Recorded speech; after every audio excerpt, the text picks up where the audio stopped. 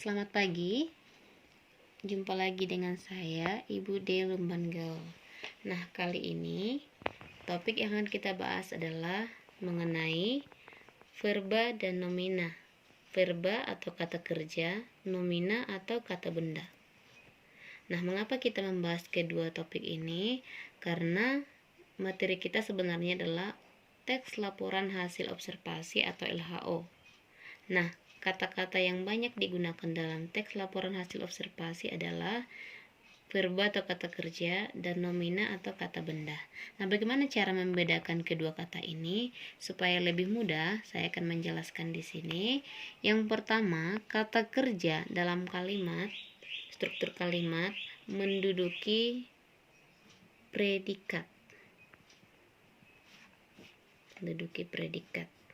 Sedangkan kata benda atau nomina menduduki subjek atau objek. Saya akan membuatkan satu contoh. Misalnya kata kerja tadi menduduki predikat. Ibu memasak gulai kambing. Nah, di sini kalau kita cari jabatan kalimatnya, ibu sebagai subjek, memasak predikat, gulai kambing adalah objek. Nah, di sini predikatnya adalah berupa kata kerja. Nah, itu dia. Yang kedua, contohnya, contoh dari nomina atau kata benda tadi ya. Kita buat contoh menduduki subjek atau objek.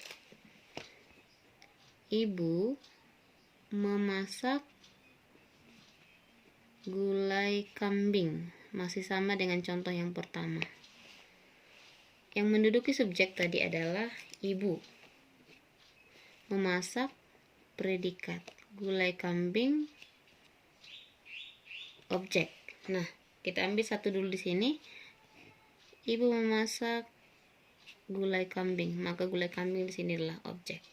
Ini dari satu contoh subjek atau objek. Nah, kemudian kalau ingin lebih jelas lagi mengenai jabatan kalimat, saya akan membuat nanti di video berikutnya.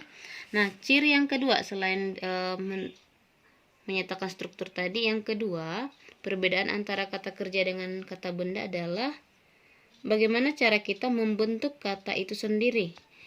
Untuk membentuk kata kerja, kita akan memastikannya ditambah dengan dan KS. Di sini KS maksud saya kata sifat. Apabila titik-titik ini kita tambah, kita berikan kata, ternyata cocok ditambah dengan dan kata sifat, maka itu sudah pasti kata kerja. Misalnya, membaca. Nah, ditambah dengan kata sifat. Serius. Bisa ya, membaca dengan serius cocok. Berarti ini merupakan kata kerja. Membaca adalah kata kerja. Tapi kalau misalnya kita buat televisi dengan apa ya? Televisi dengan besar, tidak bisa, tidak cocok. Berarti ini bukanlah kata kerja. Nah, seperti itu. Kita buat satu contoh lagi, misalnya menulis dengan rapi, bisa. Berarti menulis adalah kata kerja.